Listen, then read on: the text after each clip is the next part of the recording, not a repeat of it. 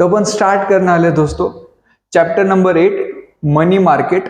Money के बारे में सीखना है, मजा आने वाला है। तो मनी क्या होता है देखेंगे, उसके बाद मनी डिमांड क्या होता है देखेंगे, मनी को क्यों डिमांड करा जाता है ये देखेंगे अपन।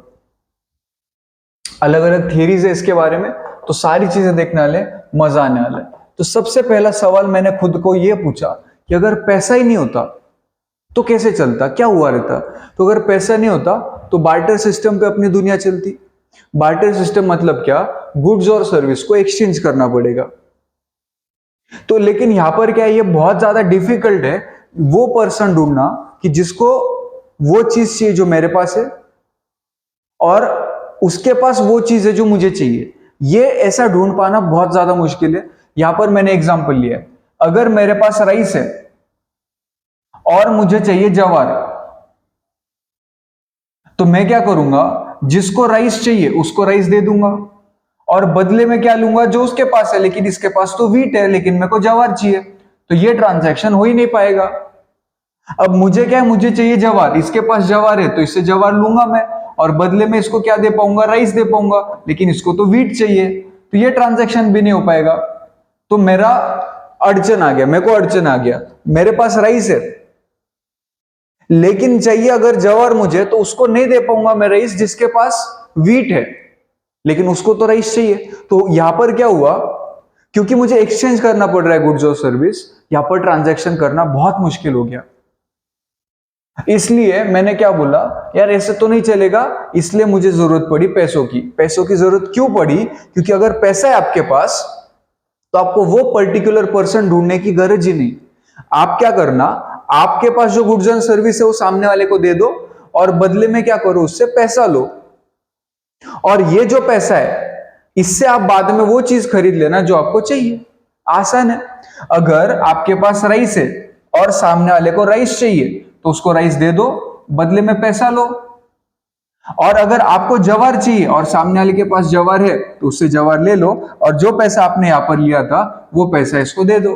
तो जो पहले ट्रांजैक्शन हो ही नहीं पाया, अब वो ट्रांजैक्शन आसानी से हो गया। ठीक है, तो ये मजा है पैसों के साथ। तो अब इसका अगला सवाल ये कि बाबा पैसों का मतलब क्या, ये पैसा क्या होता है, व्हाट इज मनी। तो इन्होंने बहुत अच्छे से एक्सप्लेन किया है और ये पहला स्टार मार्क आज का। आपको ये याद रखना पड़ेगा कि मनी कुछ भी हो सकता है। मनी क्या है, मनी कुछ भी हो सकता है, लेकिन उसमें तीन चीजें होनी चाहिए। वो होना चाहिए स्टोर ऑफ वैल्यू, उसमें होना चाहिए यूनिट ऑफ अकाउंट और मीडियम ऑफ एक्सचेंज। तो मनी वो है जो इन तीन चीजें सर्व कर सकता है, store of value, unit of account, medium of exchange. Store of value, unit of account, medium of exchange. Store of value, unit of account, medium of exchange. Store of value मतलब क्या, कि इसको मैं सेव कर सकता हूं और बाद में यूज कर सकता हूं। पैसों को आज अपन सेव कर सकते। मैं क्या करता हूं, मैं आज क्लास लूंगा, बदले में आपसे पैसा ले लूंगा और उसको सेव करूंगा। जब मेरे को कुछ खरीदना है तब जाके वो पैसा देके वो बाद में चीज खरीद सकता हूं मैं। तो क्या है, ये स्टोर ऑफ वैल्यू, क्योंकि मैंने आपको जो वैल्यू प्रोवाइड करी, बदले में आपने मुझे वैल्यू दिया और उसको मैं स्टोर कर लूंगा। बाद में मुझे जब कोई चीज खरीदनी है तो बाद में यूज करा जा सकता है। ठीक है, इसको दूसरा पॉइंट क्या बोला इन्होंने, यूनिट ऑफ अकाउंट, मतलब कॉमन बेस फॉर प्राइसेस। हर कोई चीज अपन बस पैसों के टर्म्स में कैलकुलेट कर सकते हैं। अगर पैसा ही नहीं होता तो यार एक बोरी राइस लेने के लिए मुझे कितना व्हीट देना पड़ता है ये कैलकुलेट करना मुश्किल है। एक बोरी राइस के लिए मुझे कितना ऑयल देना पड़ता है ये कैलकुलेट करना मुश्किल है। एक बोरी राइस के लिए मुझे कितना गोल्ड देना पड़ता है ये कैलकुलेट करना मुश्किल है। अब ये तो हो गया राइस का। अब अगर कोई और चीज खरीदनी है तो फिर से सारा कैलकुलेट करो, तो ये कैलकुलेशन बहुत ज्यादा मुश्किल हो जाएगा। इसलिए क्या है, हर चीज को पैसों के टर्म्स में कैलकुलेट करो। तो ये कॉमन बेस फॉर प्राइस हो गया। अब चीजें आसान हो रही है। अब क्या बोला इन्होंने, तीसरा मीडियम ऑफ एक्सचेंज। जब मुझे बाय और सेल करना है तो इसके लिए मैं क्या कर सकता हूं, पैसा यूज कर सकता हूं। मीडियम मतलब जरिया, बाय और सेल करने का जरिया एक पैसा।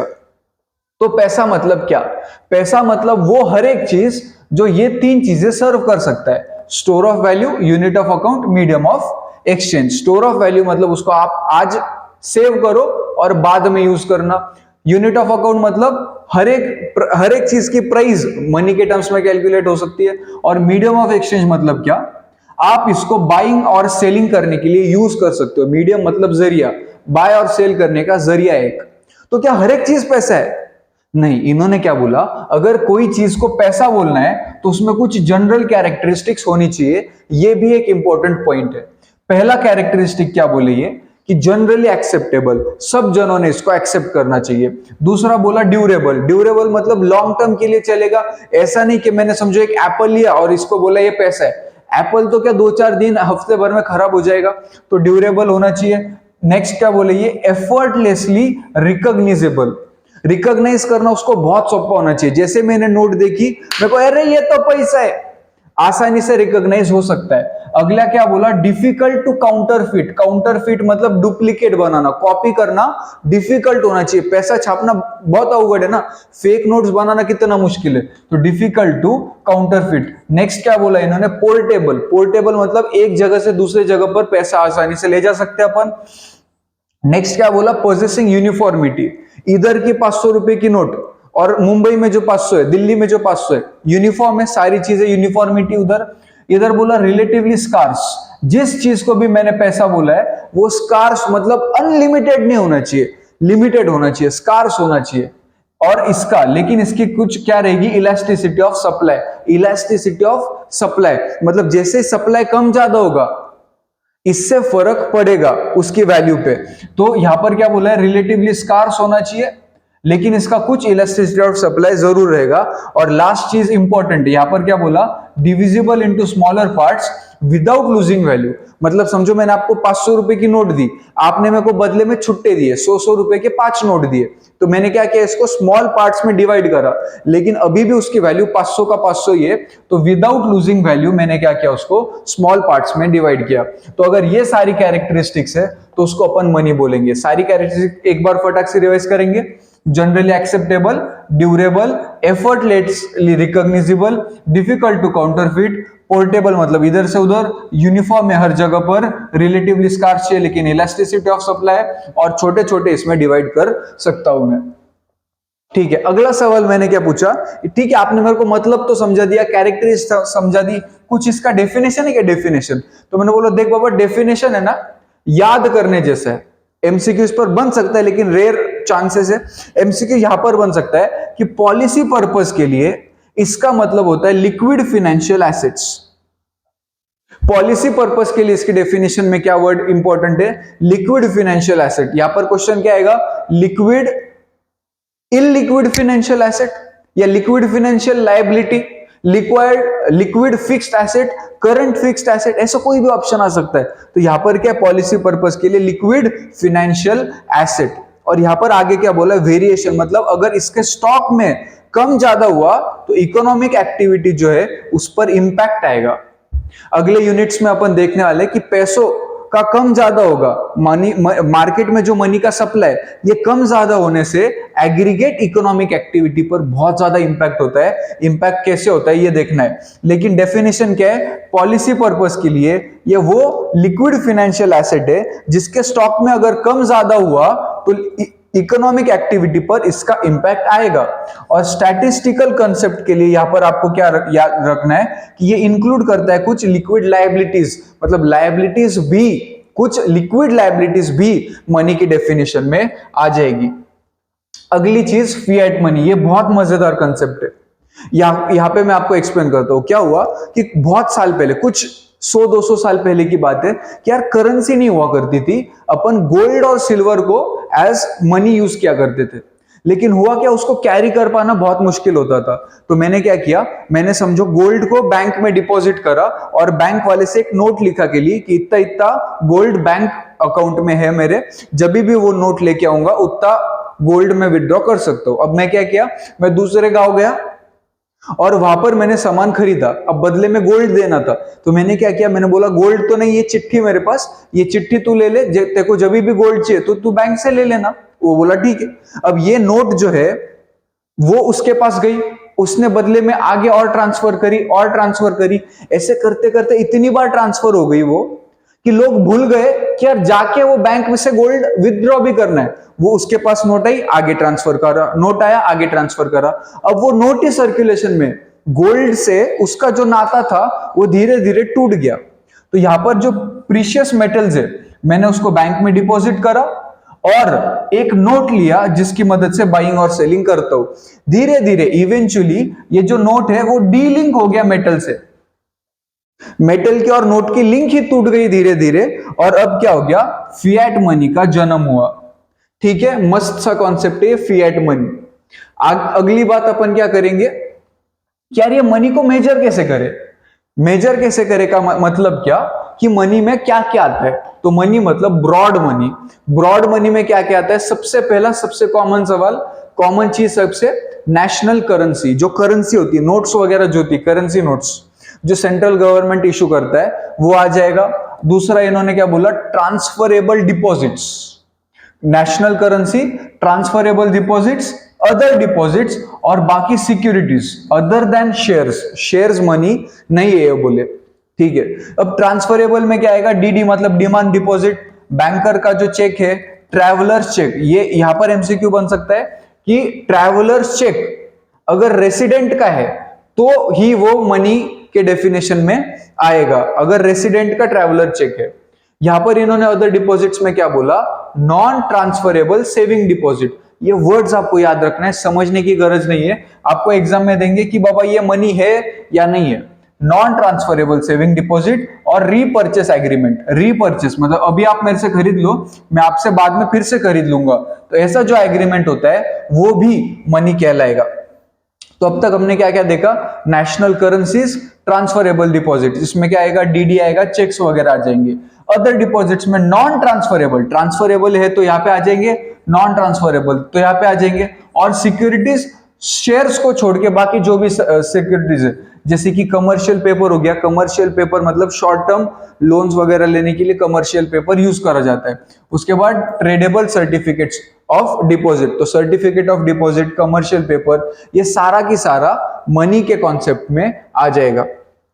अब कुछ इंपॉर्टेंट पॉइंट्स है जो आपको याद रखना है कि यार anything that could act as medium of exchange, हर कोई चीज जो मीडियम ऑफ एक्सचेंज के तौर पे काम कर सकता है उसको अपन मनी नहीं बोल देंगे सीधा उठा के। बाकी के हमने कैरेक्टरिस्टिक्स देखे थे, वो कैरेक्टरिस्टिक्स अगर फुलफिल हो रहे, वो कैरेक्टरिस्टिक्स अगर उस चीज में है, पोजेस करता है वो कैरेक्टरिस्टिक्स, तभी जाके वो मनी कहलाएगा। तो बस मीडियम ऑफ एक्सचेंज हो गया, बस मीडियम ऑफ एक्सचेंज हो गया तो मनी सीधा नहीं बोल सकते अपन। दूसरी बात, ये क्या होता है इसमें, generalised purchasing power. Money has generalised purchasing power.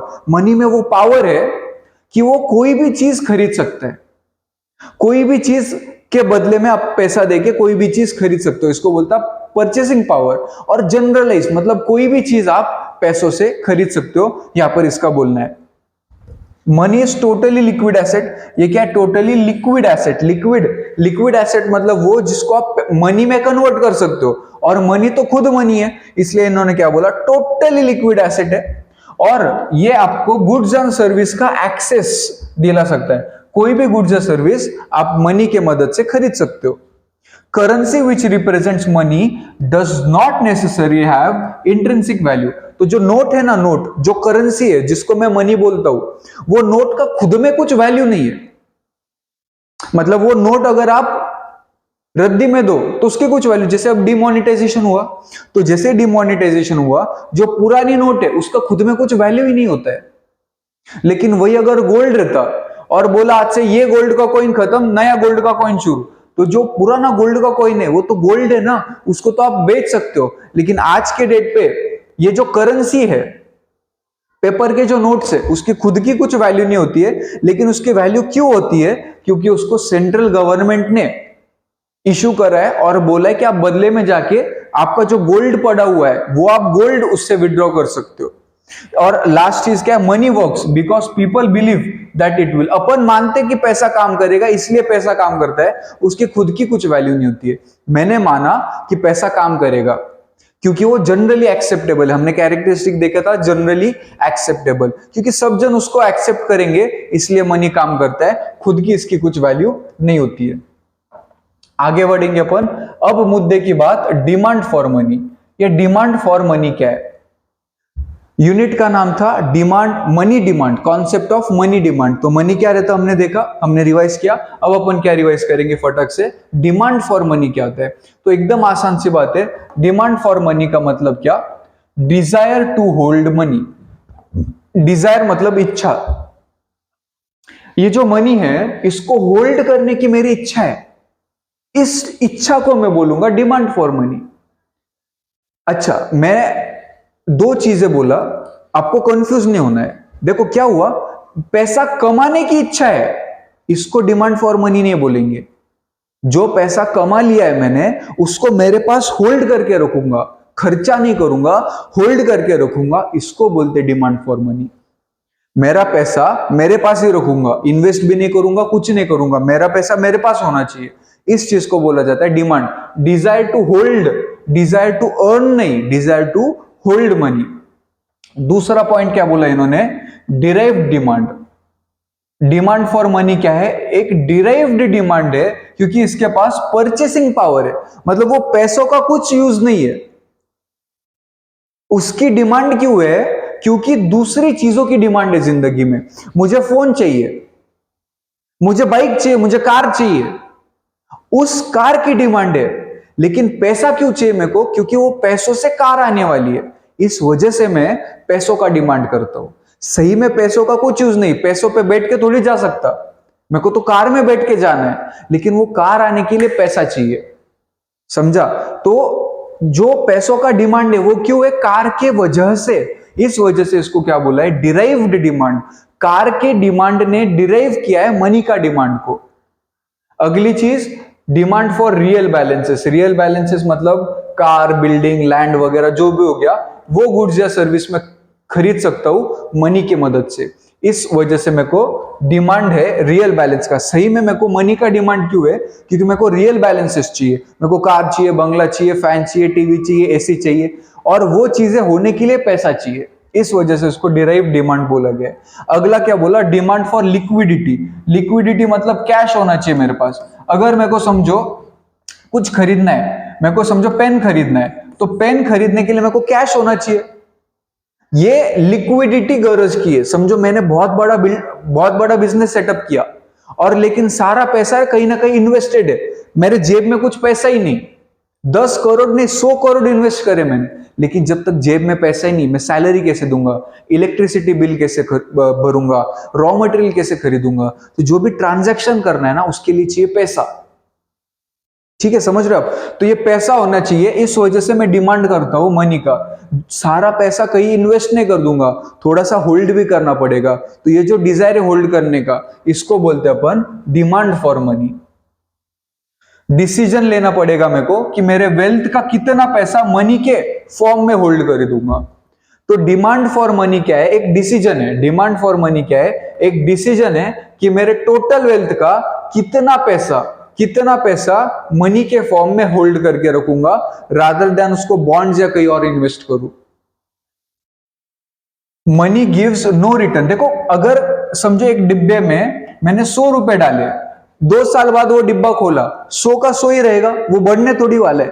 तो जो मैं कैश होल्ड करके रखूंगा उससे कोई फायदा नहीं है, कोई रिटर्न नहीं आने वाला। वही अगर मैं एफडी करता तो ब्याज मिलता, बॉन्ड्स खरीदता तो ब्याज मिलता, शेयर्स खरीदता तो एप्रिसिएशन मिलता, डिविडेंड मिलता। तो पैसा अगर इन्वेस्ट होगा तो रिटर्न्स मिलेंगे, अगर पैसा होल्ड करूंगा तो रिटर्न नहीं मिलने वाला, लेकिन फिर भी पैसा चाहिए। आप सबके जेब में देखो कहीं ना कहीं थोड़ा सा पैसा पड़ा हुआ होगा, वो पैसा क्यों है, आप इसको इन्वेस्ट कर दो ना, बदले में बहुत पैसा मिलेगा, रिटर्न्स मिलेंगे, इंटरेस्ट मिलेगा, डिविडेंड मिलेगा, लेकिन वो नहीं चाहिए मेरे को, है ना। क्योंकि जो डे टू डे ट्रांजैक्शन है वो अकम्प्लिश करने के लिए बस पैसा ही काम का है। शेयर्स देके आप कोई चीज खरीद नहीं सकते, बॉन्ड्स देके आप कोई चीज खरीद नहीं सकते, एफडी देके आप कुछ खरीद नहीं सकते, आपको उसके लिए पैसा ही लगेगा। जो डे टू डे ट्रांजैक्शन है उसके लिए क्या लगने वाला है, करेंसी लगने वाला है, मनी लगने वाला है। इस वजह से मैं डिमांड करूंगा मनी का, ठीक है। और इसका एक इंपॉर्टेंट रोल होता है इंटरेस्ट रेट, प्राइसेस और इनकम डिटरमाइन करने में। अगला चीज अपन देखेंगे, variables on which demand for money depends. मैं कितना पैसा डिमांड करूंगा ये किस पर डिपेंड होगा, ये 4 चीजों पर डिपेंड होगा, income, price, interest rate, innovation. Income पर कैसे डिपेंड होगा, अगर मेरा इनकम ज्यादा तो मैं ज्यादा खर्चा करूंगा और ज्यादा खर्चा करने के लिए ज्यादा पैसा होल्ड करना पड़ेगा, तो डिमांड ज्यादा। अगर इनकम ज्यादा है तो खर्चा ज्यादा होगा, तो डिमांड भी ज्यादा। अगर प्राइस, मेरे को जो भी खरीदना है ना इकोनॉमी में, मार्केट में जाके बहुत महंगा मिल रहा, प्राइस लेवल बहुत ज्यादा है, तो मेरे को ज्यादा पैसा होल्ड करना पड़ेगा। तो अगर प्राइस ज्यादा तो डिमांड ज्यादा। इंटरेस्ट रेट, इंटरेस्ट रेट मतलब क्या, अगर मैं बैंक में पैसा डिपॉजिट कर दूं तो बैंक वाला कितना ब्याज देगा, तो समझो बैंक वाला ज्यादा ब्याज देने को तैयार, समझो 20% पर एनम, इतना ब्याज मिल रहा, तो यार मैं डिसाइड करूंगा, मैं सोचूंगा कि यार मेरे पास पैसा पड़ा हुआ है, उसमें तो कोई रिटर्न नहीं आ रहा, यहां पर बोला था it gives no return, return तो नहीं आ रहा, तो एक काम करते अपन एफडी कर लेते, ब्याज तो आते चलेगा। तो अगर इंटरेस्ट रेट ज्यादा है तो डिमांड कम होगा, क्योंकि अगर मैं एफडी नहीं करूंगा तो अपॉर्चुनिटी कॉस्ट, वो इंटरेस्ट लूज करता चल रहा मैं, तो अपॉर्चुनिटी कॉस्ट बढ़ जाएगी, इंटरेस्ट रेट बढ़ने से अपॉर्चुनिटी कॉस्ट बढ़ेगी, इसलिए पैसों का डिमांड कम होते चलेगा। और इनोवेशन, जितना ज्यादा इनोवेशन होगा उतना पैसों का डिमांड कम होते चलेगा। अब देखो आज के डेट पे अपन ऐसा ही मुंह उठा के फोन लिए और चल दिए, देखता ही नहीं मैं मेरे पास वॉलेट है या नहीं, क्यों? क्योंकि पता है फोन में गूगल पे, फोन पे वगैरह सारा पैसा है, अपन फटाक से स्कैन करके पैसा दे देंगे, तो डिमांड फॉर मनी इससे कम हो जाएगा। जेब में मेरे को पैसों की गरज नहीं, क्योंकि जेब में फोन है, इनोवेशन इतना हो गया कि फोन से अपन पैसा पे कर सकते, तो डिमांड फॉर मनी कम हो गया इससे। तो इनोवेशन जितना ज्यादा, डिमांड फॉर मनी उतना कम। देखो डिमांड फॉर मनी मतलब क्या, मेरे जेब में कितना पैसा होना चाहिए, जेब में जितना पैसा होना चाहिए उसको बोलते हैं डिमांड फॉर मनी। अर्न कितना करना है वो नहीं, मेरा वेल्थ कितना है वो नहीं, डिमांड फॉर मनी मतलब जेब में कितना पैसा होना चाहिए। अगली बात, अब अपन 3 थियरीज पढ़ने वाले, बहुत बढ़िया बढ़िया थियरीज है। सबसे पहली थियरी क्यूटीएम। क्यूटीएम थियरी का क्या बोलना है, सबसे पहले ये प्रोफाउंड बनाया किसने, ये इरविन फिशर। आयरविन फिशर ने ये बनाया था, उनके बुक में इन्होंने लिखा, बुक का नाम है the purchasing power of money. ये तीनों पॉइंट्स बहुत ज्यादा इंपॉर्टेंट है। आयरविन फिशर ने बनाया, उनके बुक का नाम the purchasing power of money, और ये लिखा था 1911। अभी 113 साल पहले लिखी गई बुक है, ये बहुत पुरानी नहीं है, 1911 में ये बुक पब्लिश हुई थी। ये क्यूटीएम जो है, क्वांटिटेटिव थियरी ऑफ मनी, ये इस चीज का क्या बोलना है कि इनका ये बोलना है कि एक स्ट्रॉन्ग रिलेशनशिप है मनी और प्राइस लेवल के बीच में। मनी और प्राइस, मार्केट में कितना पैसा है और मार्केट में ऑन एन एवरेज कितना भाव चल रहा कोई भी चीज का, इसमें एक स्ट्रॉन्ग रिलेशन है बोले। अब ये रिलेशन कैसा है इन्होंने प्रूफ भी किया, अपन वो देखेंगे, लेकिन ये चीज आपको याद रखनी है कि एक स्ट्रॉन्ग रिलेशनशिप है मनी और प्राइस लेवल के बीच में। नेक्स्ट इन्होंने क्या बोला, क्वांटिटी ऑफ मनी, कितना पैसा है ये डिटरमाइन करेगा प्राइस लेवल कितना रहेगा। मार्केट में कितना पैसा है ये डिटरमाइन करने वाला है कि प्राइस लेवल कितना रहेगा। कैसे लेकिन, तो इन्होंने क्या बोला, MV is equal to PT. MV is equal to PT. M मतलब कितना पैसा है, V मतलब वेलोसिटी ऑफ ट्रांजैक्शन, कितनी बार वो पैसा रोटेट हो रहा है, कितनी बार हैंड्स बदल रहा है वो पैसा, P मतलब प्राइस लेवल, T मतलब ट्रांजैक्शन, कितनी बार वो ट्रांजैक्शन होगा। तो MV मतलब कितना पैसा है और कितनी बार घूम रहा है, इससे पता चलेगा टोटल पैसों का सप्लाई कितना है मार्केट में।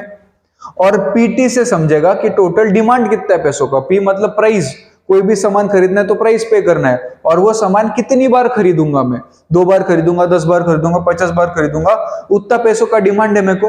तो कितना टोटल पैसा है और कितना पैसों का डिमांड है, ये इक्वल रहने वाला है, ठीक है, तभी इक्विलिब्रियम हो पाएगा और जिंदगी अपनी चल पाएगी। तो total supply of money is equal to total demand. अब यहां पर इन्होंने क्या अजम्पशन लगाया कि यार ये V, जितनी बार पैसा रोटेट होने वाला है और जितनी बार वो सामान खरीदने वाले, ये दोनों की दोनों कांस्टेंट रहेंगे। MV is equal to PT में V और T कांस्टेंट है, मतलब M और P आपस में डिपेंडेंट है, मनी और प्राइस आपस में डिपेंडेंट है, क्योंकि total demand is equal to total supply. Supply का मतलब MV, डिमांड का मतलब PT, इधर V इधर T कांस्टेंट, तो M और P आपस में रिलेटेड है, स्ट्रॉन्ग रिलेशनशिप है दोनों का। और यह है एक्सटेंडेड वर्जन। एक्सटेंडेड वर्जन में MV के जगह पे उन्होंने MV plus M dash V dash लिया। एम मतलब टोटल कैश के फॉर्म में कितना पैसा है, लेकिन बैंक में भी तो पैसा हो सकता है, क्रेडिट मनी जिसको बोलते हैं। तो क्रेडिट मनी का भी यहां पर इन्होंने एडिशन कर लिया। तो M V plus M dash V dash is equal to P T, इतना ही है बस क्यूटीएम में। अब क्यूटीएम बहुत पुरानी थियरी थी, इसमें बस ट्रांजैक्शन मोटिव के बारे में बात हुई है। इन्होंने बस ट्रांजैक्शन मोटिव के बारे में बात करी है, इसलिए मेरे को एक और थियरी पढ़नी पड़ेगी जिसमें दो मोटिव्स के बारे में बात हुई है, ट्रांजैक्शन मोटिव भी और प्रिकॉशनरी मोटिव भी। तो थियरी का नाम है कैम्ब्रिज अप्रोच या cash balance approach. Cambridge approach या कैश बैलेंस अप्रोच ये भी आ सकता है, आपके मॉड्यूल में ही सवाल है कि कैम्ब्रिज अप्रोच का दूसरा नाम क्या है, कैश बैलेंस अप्रोच। तो यहां पर क्या बोलता है, इस अप्रोच का क्या बोलना है कि money increases utility in following veg. Money के वजह से यूटिलिटी क्रिएट हो रही, यूटिलिटी मतलब वांट सेटिस्फाइंग पावर, आपकी वांट सेटिस्फाई कर रहा है मनी। कैसे? दो मोटिव की वजह से आपको पैसों की जरूरत है। एक ट्रांजैक्शन मोटिव मतलब आपको परचेस और सेल करना है, अगर मनी नहीं होता तो आपको परचेस और सेल लगे हाथ करना पड़ता, यार एक हाथ से दो एक हाथ से लो, बार्टर सिस्टम। लेकिन ऐसा तो जरूरी नहीं है, इसलिए ये जो स्प्लिट अप है कि आज सेल करूंगा पैसा आएगा, कुछ दिनों बाद परचेस करूंगा, ये क्यों हो पाया? अलग अलग टाइम पे परचेस सेल क्यों हो पाया? क्योंकि मेरे पास पैसा है। तो पैसों ने मेरा एक बहुत बड़ा प्रॉब्लम सॉल्व करा, इसलिए यहां पर क्या बोला है, इंक्रीजेस यूटिलिटी। मेरी वांट सेटिस्फाई हो रही है। मेरी वांट क्या थी, यार आज सेल करूं, परचेस बाद में करना है मेरे को, तो वो पैसों की वजह से हो पाया। इसको बोलते हैं अपन ट्रांजैक्शन मोटिव। और प्रिकॉशनरी मोटिव का क्या बोलना है कि यार ये अनसर्टेनिटी, जिंदगी में बहुत अनसर्टेनिटीज रहती, उसके लिए हेज की तरह काम करेगा। क्या पता कि कल मैं बीमार हो जाऊं, एडमिट हो जाऊं, तो पैसा लगेगा, वो पैसा मेरे को काम आने वाला है। अगर मेरे पास पैसा होगा तो बीमार होने पे काम आएगा। अगर समझो मैं बार्टर सिस्टम में हूं और बीमार हो गया, अब बीमार होने पे थोड़ी जाएंगे अपन ढूंढने, यार मेरे पास राइस है, किसी को राइस चाहिए क्या, बदले में मेरे को तुम मतलब डॉक्टर के पास जाके मेरे को देखना पड़ेगा, यार राइस ले मेरे को ठीक कर, राइस ले मेरे को ठीक कर। कितना मुश्किल है, ये बहुत मुश्किल है। इसलिए प्रिकॉशनरी मोटिव पे मनी मेरे को बहुत ज्यादा यूजफुल है। आगे जाके कुछ भी अनसर्टेनिटी अगर आई तो उसको हेज मतलब अनसर्टेनिटी से बचने के लिए मेरे को पैसों की जरूरत है। ठीक है, अब ये कैसे डिटरमाइन करूं कि कितना डिमांड है, how much money is demanded, कितना पैसा चाहिए मेरे को। तो ये डिपेंड करता है दो चीजों पे, इनकम पे डिपेंड करेगा, आपका कितना इनकम है, और बाकी फैक्टर्स पे भी डिपेंड करने वाला है। तो कितना पैसा आपको चाहिए, आप कितना जेब में पैसा लेके घूमोगे, ये दो चीजों पे डिपेंड करता है, आपकी इनकम कितनी है और बाकी के फैक्टर्स के अपने को लेन देना नहीं। यहां पर इन्होंने क्या बोला, ये इक्वेशन याद रखनी है, एमडी मतलब demand for money is equal to K multiply by P multiply by Y. Y मतलब इनकम, पी मतलब प्राइस लेवल। ये जो पी वाई है इसका मतलब होता है नेशनल इनकम, पूरे नेशन का कितना इनकम है ये मिलता है पी वाई से। और ये जो पी वाई है इसको अगर आप के से मल्टीप्लाई करो, के एक रेशियो होता है कि नेशनल इनकम का कितना हिस्सा, कितना परसेंटेज, कितना प्रोपोर्शन लोग अपने पास रखना चाहते हैं। नेशनल इनकम मतलब पूरे नेशन ने पैसा इनकम किया, अर्न किया, वो अर्न करने का कितना पैसा खुद के पास रखेंगे, खर्चा नहीं करेंगे, वो बोलता है कि। तो पीवाई मतलब नेशनल इनकम, और उसको परसेंटेज से मल्टीप्लाई करो कि कितना परसेंटेज लोग पैसा अपने पास रखना चाहते, तो आपको मिल जाएगा डिमांड फॉर मनी। ये जो के है उसको आप क्या याद रखो, parameter reflecting economic structure and monetary habits. Monetary habits क्या है लोगों का, कितना पैसा खुद के पास रखना चाहते हैं, कितना इन्वेस्ट करना चाहते हैं, कितना खर्चा करना चाहते हैं, ये मॉनेटरी हैबिट्स और इकोनॉमिक स्ट्रक्चर को रिफ्लेक्ट करने का काम करेगा। कि समझो मैंने अगर 1 रुपया अर्न किया तो 80 पैसा खर्चा करने वाला हूं, तो मेरी मॉनेटरी हैबिट्स क्या है कि मैं बहुत पैसा खर्चा करता हूं, तो के बड़ा हो जाएगा। लेकिन अगर के है समझो 50 पैसा या 40 पैसा, तो मेरी मॉनेटरी हैबिट्स क्या है कि मैं सेव करने वाला बंदा हूं, मैं ज्यादा पैसा सेव करता हूं, ज्यादा पैसा होल्ड करता हूं। ठीक है, तो ये के डिटरमाइन करेगा कि कितना पैसा लोग होल्ड करके रखना चाहते हैं। अगर के ज्यादा आया तो ज्यादा होल्ड करेंगे, के कम आया तो कम होल्ड करेंगे अपन। अगला टॉपिक क्या है, Keynesian theory of demand for money. इसका दूसरा नाम है liquidity preference theory.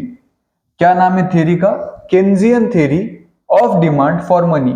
Demand for money Keynesian ने बनाई है, इस वजह से नाम पड़ा केन्जियन थ्योरी। तो जो इसने ये विषय किसने निकाला था, जॉन कीन्स ने ये विषय निकाला। इन्होंने क्या बोला कि बाबा पीपल का जो डिजायर है कि मैं पैसा होल्ड करूं, ये क्यों है, ये पीपल का जो डिजायर है कि मैं ज्यादा से ज्यादा पैसा मेरे पास रखूं रादर देन सिक्योरिटीज, मतलब बॉन्ड से इन्वेस्ट कर दूं मैं कहीं पे, ये डिजायर क्यों है। ये बातें उन्होंने कहां पर करी थी, एक बुक या शायद से थीसिस कुछ लिखा था, उसका नाम क्या था, general theory of employment interest and money. General theory of employment interest and money, ये जो बुक था उसमें जॉन कीन्स ने क्या लिखा कि यार लोगों को इच्छा है, लोगों का डिजायर है कि वो पैसा होल्ड करे रादर देन सिक्योरिटीज में इन्वेस्ट करे। इसका क्या रीजन, इसका रीजन ये, इसके 3 रीजन है, ट्रांजैक्शन मोटिव, प्रिकॉशनरी मोटिव और स्पेक्युलेटिव मोटिव। अब तक हमने जो 2 थियरीज करी थी उसमें स्पेक्युलेटिव मोटिव के बारे में बात नहीं हो रही थी, इस वजह से ये थियरी उनसे ज्यादा बेटर है। तो ट्रांजैक्शन मोटिव और 2 मोटिव्स में डिवाइड हो सकता है, इनकम मोटिव, ट्रेड मोटिव। इस पर एक क्वेश्चन आ सकता है। एक बात जो अपन सीखेंगे यार, ट्रांजैक्शन मोटिव का क्या बोलना है कि बाबा मेरे को नीड है कैश की ट्रांजैक्शन के लिए, डे टू डे पर्पस के लिए जो भी ट्रांजैक्शन करना है, उस वजह से मुझे कैश की गरज है।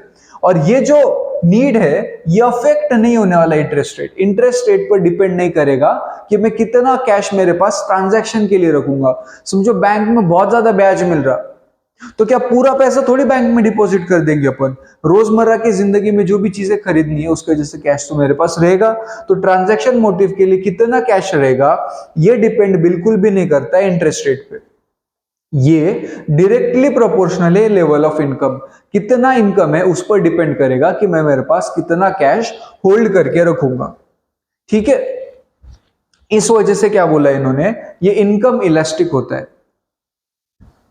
तो अगर एक बार बोलूं मैं फिर से, तो ट्रांजैक्शन मोटिव मतलब क्या, need for cash for transaction purpose, transaction के लिए कैश की गरज है, ये बिल्कुल भी अफेक्ट नहीं होने वाला है इंटरेस्ट रेट से, लेकिन ये किस पर डिपेंड होता है, इनकम पर डिपेंड होता है। इस वजह से क्या बोला गया है, इसको बोला गया है इनकम इलास्टिक, क्योंकि इनकम पर डिपेंड होता है।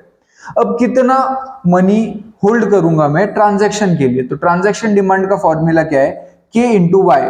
वाई का मतलब होता है अर्निंग, और के वो प्रोपोर्शन, वो रेशियो होता है अर्निंग का जो ट्रांजैक्शन के लिए मैं मेरे पास रखूंगा।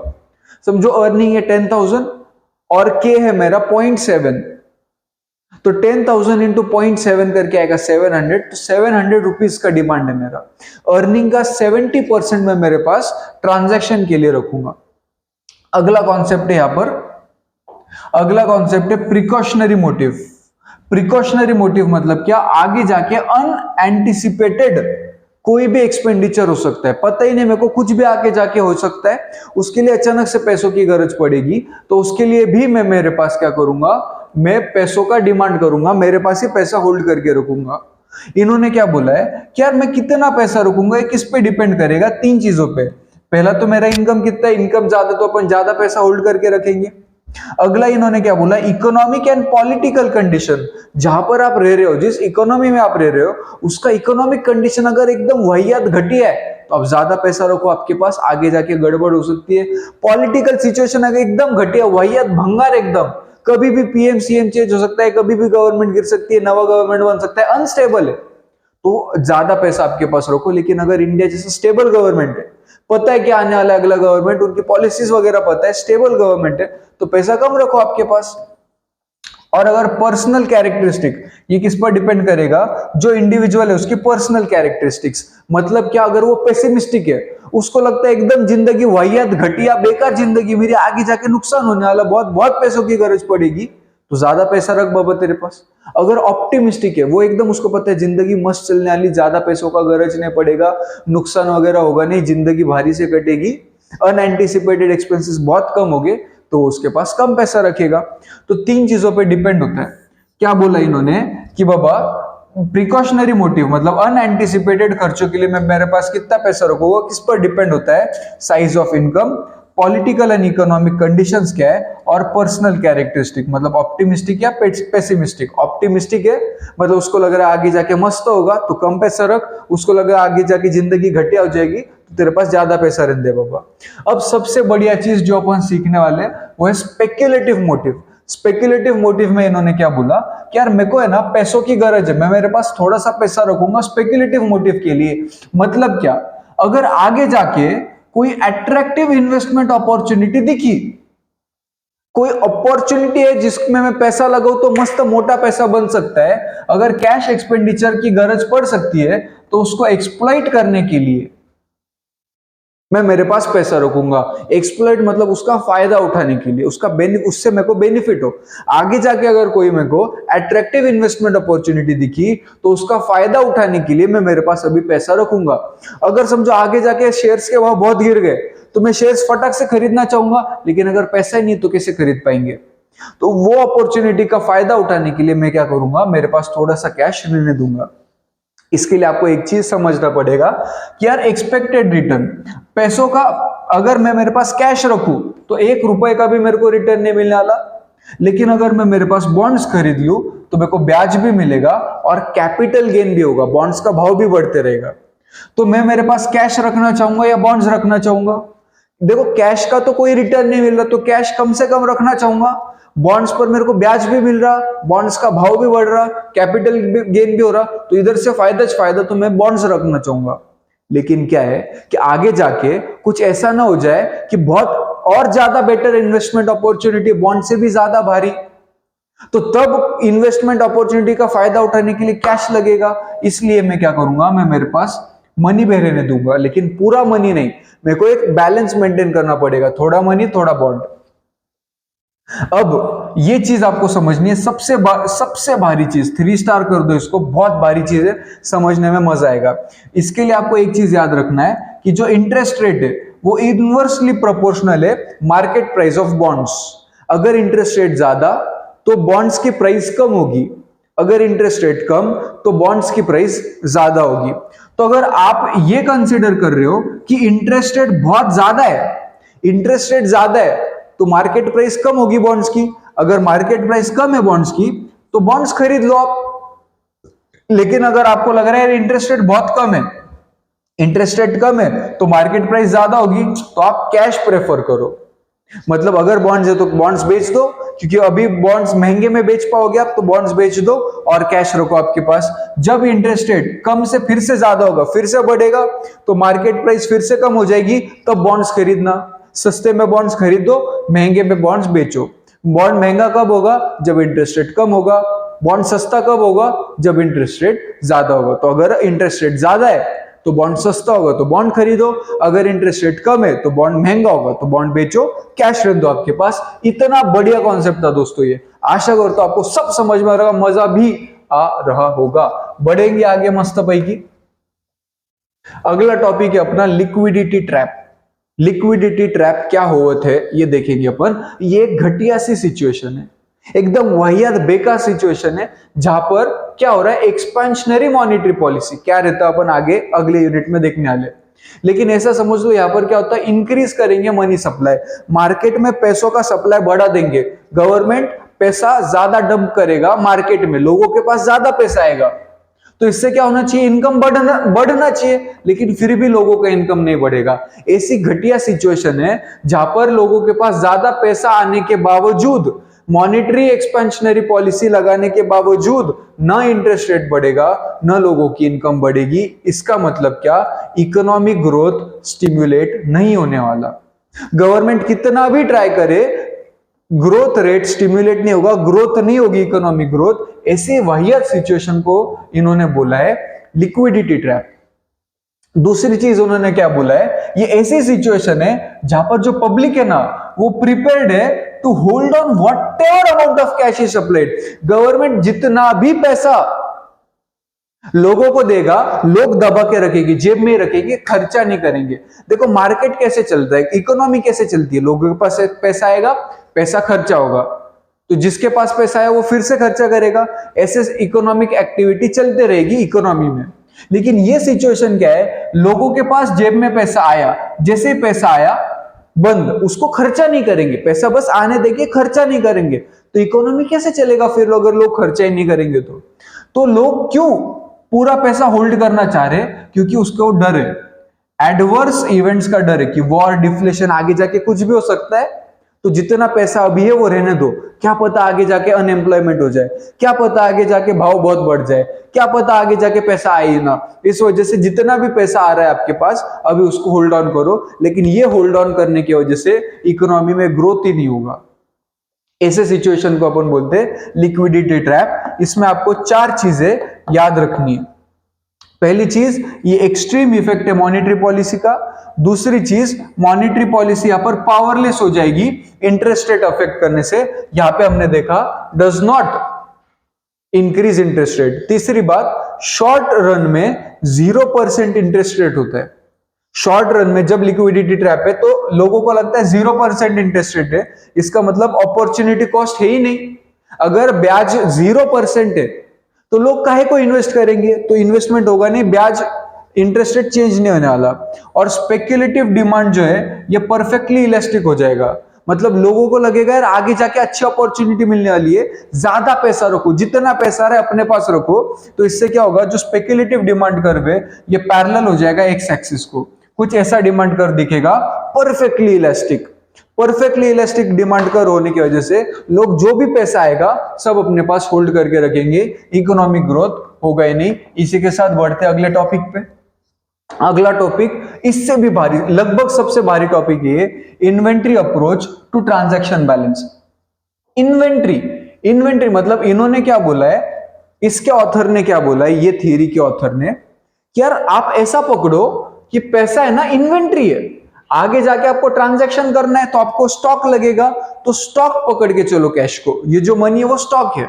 और यहां पर क्या अजम्पशन है कि यार अगर आपको स्टोर करनी है वैल्यू तो 2 तरीके से आप स्टोर कर सकते हो, या तो पैसों के फॉर्म में या इंटरेस्ट बियरिंग फाइनेंशियल एसेट्स के फॉर्म में, जैसे कि बॉन्ड्स हो गया, डिबेंचर्स हो गया, एफडी हो गया, कमर्शियल पेपर हो गया, ये सारी चीजों में आप आपका पैसा इन्वेस्ट कर सकते हो, वैल्यू स्टोर कर सकते हो। ठीक है, अब बाउमुल का क्या बोलना है, एकदम भारी से मैंने लिखा यहाँ पर क्वेश्चन आंसर के फॉर्म में। यार इन्होंने आपको ऐसे पूछा, समझो कि क्या इंडिविजुअल्स को पैसा होल्ड करने की गरज है? जी हाँ दोस्तों, गरज है। काहे को गरज है? क्योंकि उनको डे टू डे ट्रांजैक्शन करना है। तो ये कैश होल्ड करने से क्या उनको कोई खर्चा हो रहा है? यस, इनको खर्चा हो रहा है। क्या है वो खर्चा? Opportunity cost. अपॉर्चुनिटी कॉस्ट मतलब क्या? वो इंटरेस्ट जो मैंने खो दिया, जो मैं अर्न कर सकता था मैंने खो दिया क्योंकि मैं कैश रख रहा हूं मेरे पास, इन्वेस्ट नहीं किया मैंने। अब क्या ये कॉस्ट बचाया जा सकता है और कैसे? जी हाँ दोस्तों, ये अपॉर्चुनिटी कॉस्ट आप बचा सकते हो सेविंग्स डिपॉजिट में पैसा डाल के। बैंक के पास सेविंग्स डिपॉजिट खोलो, उधर पैसा डालो, वो सेफ भी रहेगा पैसा, रिस्क फ्री भी रहेगा और उस पर ब्याज भी आता चलेगा। भले ही बहुत कम ब्याज आता है लेकिन ब्याज कुछ ना कुछ तो मिलेगा, क्योंकि अगर सिर्फ मनी आप होल्ड कर रहे हो उस पर तो 1 रुपए का भी ब्याज नहीं आ रहा। ठीक है, नेक्स्ट चीज इन्होंने क्या बोली, यार इनका ऐसा बोलना है, बाउमुल का ऐसा बोलना है कि आप एक काम करो ना, पूरा पैसा आपके पास रखने के बजाय आप क्या करो, आपको ट्रांजैक्शन के लिए पैसा चाहिए ना, तुरंत थोड़ी चाहिए ना, तो जब चाहिए तब पैसा ले लेना। अभी पैसा बॉन्ड में डालो, समझो कल चाहिए तो बॉन्ड बेच दो, पैसा आएगा खरीद लो, फिर से पैसा डालो बॉन्ड में, समझो 2 घंटे बाद पैसा लगेगा, 2 घंटे बाद पैसा बॉन्ड से विड्रॉ कर लो और वो चीज खरीदो।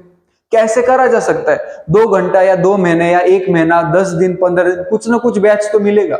एकदम सही बात है, ये ब्याज मिलेगा, लेकिन बॉन्ड खरीदना बेचना फुकट थोड़ी होता है। जो ब्रोकर के थ्रू अपन खरीद रहे हो उसको भी तो ब्रोकर की फी देनी पड़ेगी। तो इस वजह से क्या है, ये खरीद बिक्री बहुत ज्यादा बार नहीं हो सकती है।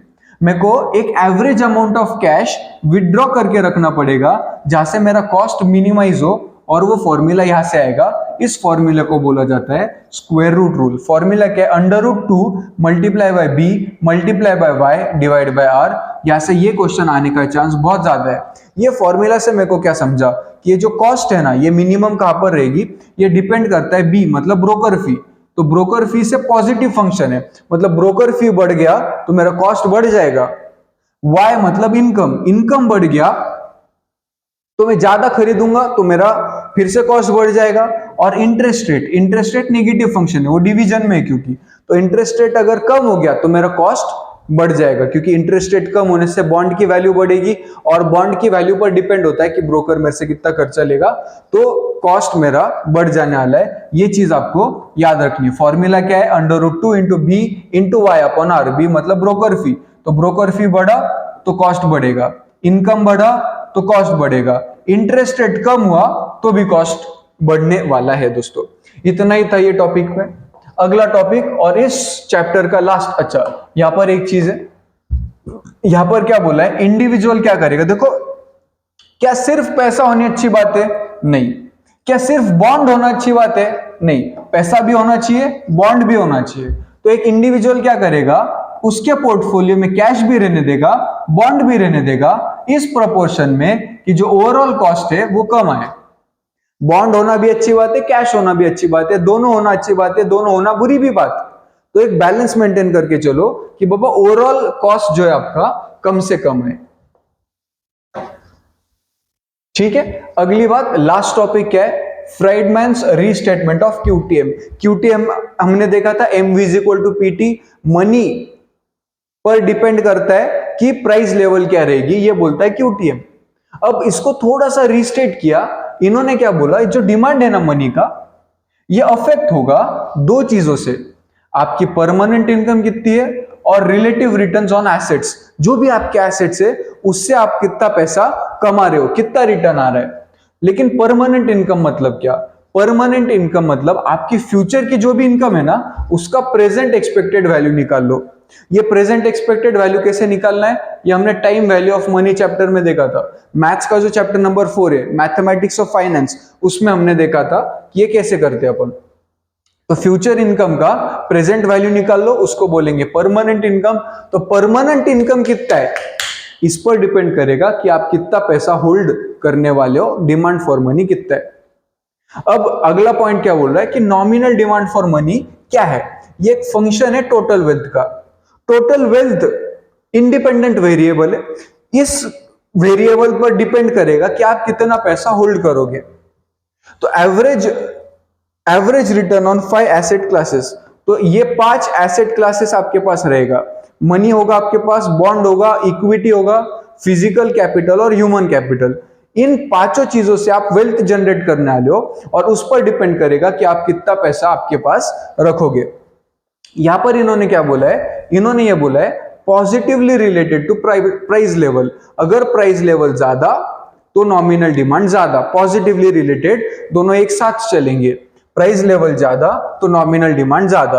अगला इन्होंने क्या बोला है, ये जो डिमांड है ये कब बढ़ेगा, अगर अपॉर्चुनिटी कॉस्ट डिक्लाइन हो जाएगी। अपॉर्चुनिटी कॉस्ट मतलब जो इनकम मैंने अर्न किया रहता, तो यार बैंक वाले ने क्या किया, इंटरेस्ट रेट कम करा, तो मैं बोल रहा यार अपॉर्चुनिटी कॉस्ट कम हो गई, तो एक काम करते मेरे पास ही पैसा रहने देता, काहे को इन्वेस्ट करने का। तो जिस दिन अपॉर्चुनिटी कॉस्ट डिक्लाइन हो जाएगी, ये राइज हो जाएगा, nominal demand for money rise हो जाएगा। और लास्ट क्या बोला, इन्फ्लुएंस्ड बाय इन्फ्लेशन। इन्फ्लेशन मतलब महंगाई। अगर महंगाई बढ़ रही है तो मेरे पैसों का वैल्यू कम हुआ, मतलब अपॉर्चुनिटी कॉस्ट बढ़ गया, इसका मतलब क्या, मैं डिमांड कम करूंगा। इन्फ्लुएंस्ड बाय इन्फ्लेशन, इन्फ्लेशन बढ़ा, value of money come, opportunity cost बढ़ जाएगी, तो क्या करूंगा मैं डिमांड कम करूंगा। देखो, अगर महंगी हो रही है हर चीज, तो आज अगर मेरे पास 100 रुपए है और उसको मैं ऐसे जेब में रखूंगा, और मेरे को पता है कि अगले साल जो चीज मैं 100 में खरीदने वाला था वो 110 हो जाएगी, तो 100 रुपए मेरे पास रखूं तो अगले साल वो मैं चीज खरीद ही नहीं सकता ना। तो मेरे को क्या करना पड़ेगा, ये 100 रुपए इन्वेस्ट करना पड़ेगा, ताकि अगले साल वो बढ़ के फिर से 110 हो जाए और वही चीज मैं सेम खरीद पाऊं। अगर मैंने मेरे पास कैश रखा तो वो 100 रुपए का 100 ही रहेगा, लेकिन इन्फ्लेशन से वो जो 100 रुपए की चीज थी वो तो महंगी हो जाएगी, तो अगले साल वो मैं खरीद नहीं पाऊंगा। इसलिए ये 100 रुपया मैं मेरे पास नहीं रखूंगा, मैं क्या करूंगा, इसको इन्वेस्ट कर दूंगा। अगले साल जब 100 का 110 होगा तब वो चीज मैं खरीद पाऊंगा। इसको बोलता है, ये बोलता है कि अगर इन्फ्लेशन बढ़ रहा है तो डिमांड फॉर मनी कम हो जाएगा। लास्ट टॉपिक क्या है, demand for money as behaviour towards risk. Risk के टुवर्ड्स कैसा बिहेवियर है पैसों का। जेम्स टॉबिन ने क्या बोला, देखो इन्होंने दो बातें बहुत बढ़िया बोली, बहुत बढ़िया कॉमन सेंस वाली, लेकिन मजा आ गया पढ़ के। वो क्या है, more wealth to less. People या इंडिविजुअल प्रेफर क्या करता है, ज्यादा पैसा होना चाहिए, ज्यादा वेल्थ होनी चाहिए, कम वेल्थ होने से ज्यादा वेल्थ होनी चाहिए, ये प्रेफर करेंगे। और रिस्क के बारे में क्या है, कम रिस्क प्रेफर करेंगे।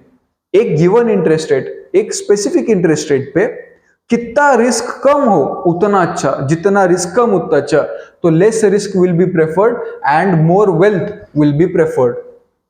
तो ये अगर लेस रिस्क की बातें हो रही है, तो अगर इंटरेस्ट रेट बढ़ जाएगा तो मैं क्या बोलूंगा, देख बाबा इंटरेस्ट रेट बढ़ रहा है तो मैं क्या बोलूंगा, चल ठीक है मैं ज्यादा रिस्क लेने को तैयार है। लेकिन अगर इंटरेस्ट रेट कम हो रहा है तो मैं कम रिस्क लेने को तैयार हूं। इससे मेरे को यह समझा कि यार मेरे पास है ना डाइवर्सिफाइड पोर्टफोलियो होना चाहिए। मेरे को तो मेरी वेल्थ बढ़ानी है लेकिन रिस्क मेरे को कम करनी है, तो एक डाइवर्सिफाइड पोर्टफोलियो होना चाहिए मनी, बॉन्ड और शेयर्स का। इन दोनों चीजों के वजह से दोस्तों, तो चैप्टर नंबर 8 यूनिट नंबर 2 का नाम है the concept of money supply. पिछले यूनिट में हमने देखा था मनी क्या होता है और मनी डिमांड क्या होता है। ये यहां पर अपन क्या देखने वाले हैं, मनी सप्लाई क्या होता है। तो पिछले इसमें हमने थोड़ा सा क्यूटीएम के बारे में बात करी थी। क्यूटीएम में हमने क्या देखा था कि MV is equal to PT. PT होता है मनी डिमांड और एमवी होता है मनी का सप्लाई, मतलब मार्केट में कितना मनी है और कितनी बार वो रोटेट हो रहा है, इसको बोलेंगे मनी सप्लाई। लेकिन सवाल जिंदगी में ये उठा कि काई को क्या रीजन है कि मुझे मेजर करना पड़ेगा मनी सप्लाई। ये चैप्टर में अपन सीखने वाले कि मनी सप्लाई क्या होता है, कैसे मेजर करता है, कौन इसको अफेक्ट करता है, ये जानने की क्या गरज पड़ी, क्यों। तो इसके दो रीजन है। पहला रीजन कि ये फैसिलिटेट करेगा, मतलब इस वजह से हो पाएगा, क्या हो पाएगा इस वजह से, एनालिसिस हो पाएगा monetary development.